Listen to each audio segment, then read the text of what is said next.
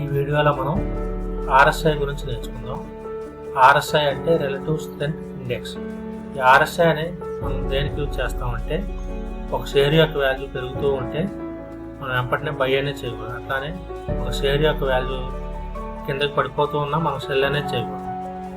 అది మనం ఓవర్ బాట్లో ఉందా ఓవర్ సోల్డ్లో ఉందా అనేది ఎస్టిమేషన్ అనేది చేయాలి. ఆ ఎస్టిమేషన్ అనేది చేయడానికి మనం ఆర్ఎస్ఐ దాన్ని యూజ్ చేస్తాం. ఆర్ఎస్ఐ అంటే రిలేటివ్ స్ట్రెంత్ ఇండెక్స్. దీని ఒక ఎగ్జాంపుల్లో చూద్దాం. సపోజ్ నేను రిలయన్స్ షేర్ని ఎగ్జాంపుల్గా తీసుకుంటాను.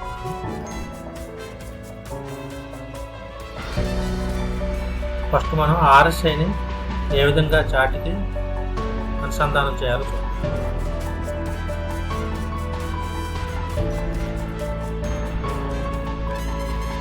ఫస్ట్ మనం ఆర్ఎస్ఐని ఏ విధంగా ఓపెన్ చేయాలంటే, స్టడీస్ క్లిక్ చేయండి, ఆర్ఎస్ఐ అని టైప్ చేయండి.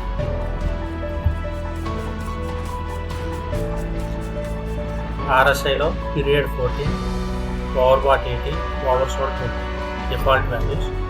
చాలామంది 80-20 అట్లానే డిఫాల్ట్ వాల్యూస్ ఉంచుకుంటారు. కొంతమంది 70-30గా మార్చుకుంటారు. నేను 70-30 అని క్లిక్ చేస్తాను.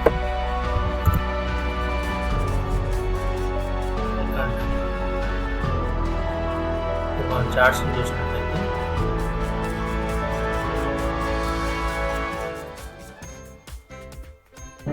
చూడండి, ఆర్ఎస్ఐ యొక్క ముఖ్య ఉద్దేశం ఏంటంటే,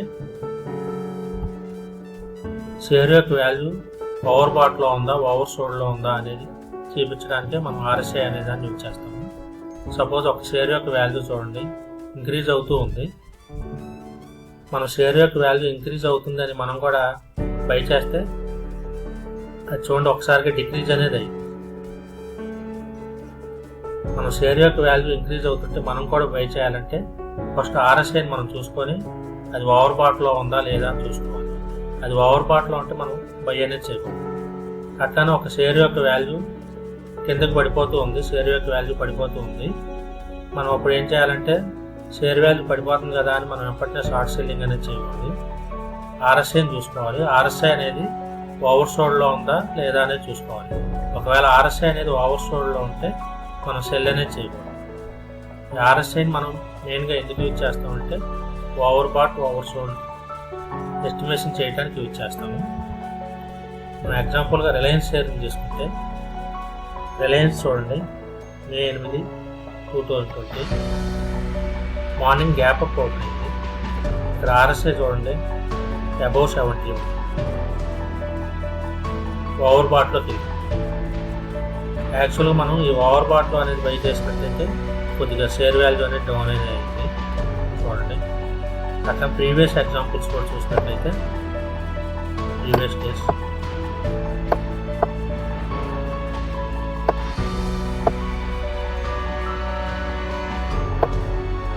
ఇక్కడ చూడండి 5/5 May 5 ఓవర్ బాట్లోకి వెళ్ళింది మార్నింగ్ 10 o'clockకి. నెక్స్ట్ మన షేర్ యొక్క వాల్యూ పెరుగుతుంది అని చెప్పి సపోజ్ మార్నింగ్ 1447 రూపీస్, ఇక్కడ నుంచి ఎక్కడి వరకు వెళ్ళింది 1474 వరకు వెళ్ళింది, 1479 వరకు వెళ్ళింది. మనం షేర్ యొక్క వాల్యూ పెరుగుతుంది అని మనం కూడా ఇమీడియట్గా బై చేసినట్లయితే మనం లాస్ అయ్యే అవకాశం ఉంది. నెక్స్ట్ షేర్ యొక్క వాల్యూ చూడండి ఎక్కడి వరకు వచ్చిందో డిక్రీజ్ 455 వరకు వెళ్ళింది.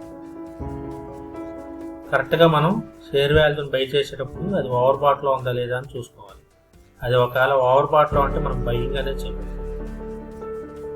అట్లనే ఓవర్ సోల్డ్ కూడా ఒక ఎగ్జాంపుల్ చూద్దాం. ఓవర్ సోల్డ్ నేను జస్ట్ టైం చూస్తున్నాను ఎగ్జాంపుల్.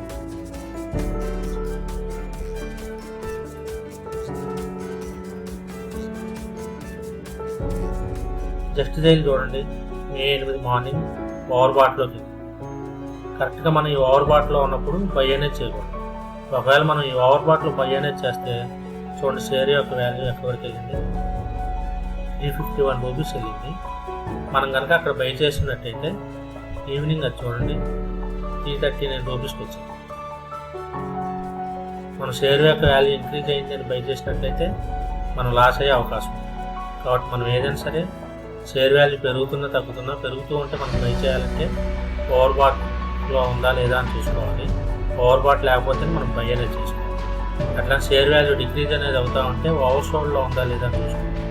ఓవర్ సోల్డ్ ఉంటే మనం సెల్ అనేది చేయాలి. ఓవర్ సోల్డ్ చూద్దాం. జస్ట్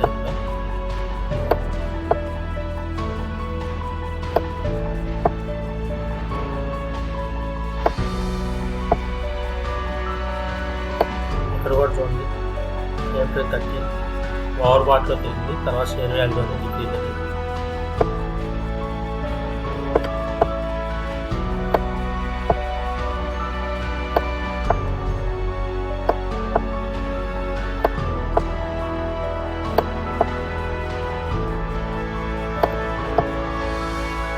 ఓవర్ సోల్డ్కి ఎగ్జాంపుల్ ఇంకో ఎగ్జాంపుల్ చూద్దాం.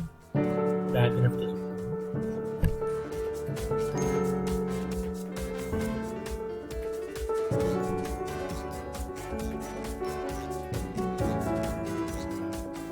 బ్యాంక్ నిఫ్టీ చూడండి, మార్నింగ్ ఓవర్ బాట్లోకి వెళ్ళింది.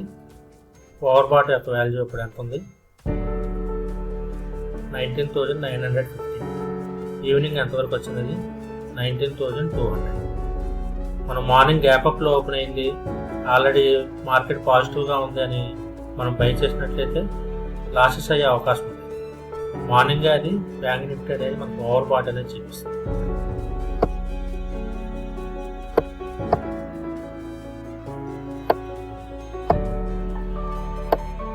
అట్లానే ఇక్కడ చూడండి, May 6th ఓవర్ సోల్డ్లోకి వచ్చింది. మనం ఆల్రెడీ ఇది డౌన్లో ఉంది. మార్నింగ్ ఓపెనింగ్ 19,270, అక్కడ నుంచి ఎక్కడి వరకు వచ్చిందంటే 18,900 వరకు వచ్చింది. దాదాపు 400 పాయింట్స్ అనేది డౌన్ అనేది.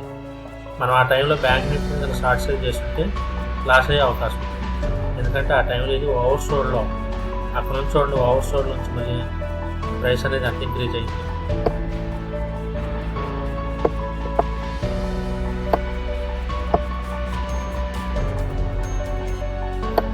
ఇక్కడ చూడండి,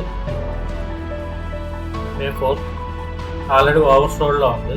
మనం ఇటువంటి టైంలో ఓవర్ సోల్డ్లో ఉన్నప్పుడు సెల్లింగ్ అనేది చేయాలి.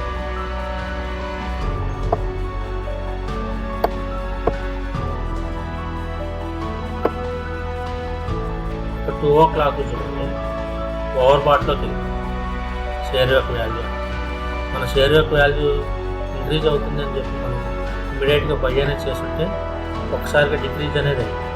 ఎందుకంటే ఆల్రెడీ RSI అనేది ఏం చూపిస్తుందంటే ఓవర్ బాట్లో ఉందని చూపిస్తుంది. ఈ విధంగా ఓవర్ బాట్లో ఉన్నప్పుడు కొద్ది సెల్లింగ్ ప్రెజర్ అనేది వస్తుంది, ప్రాఫిట్ బుకింగ్ అనేది వస్తుంది.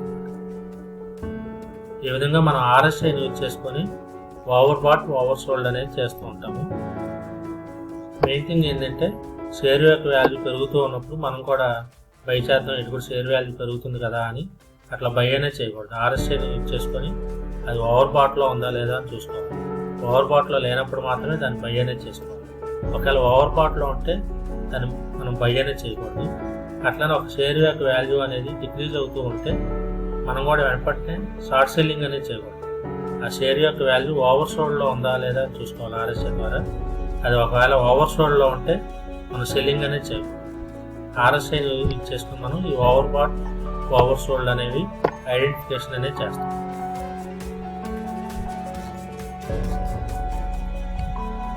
చూడండి, ఇక్కడ కూడా above 70 is for over bat and below 30 is for over sold.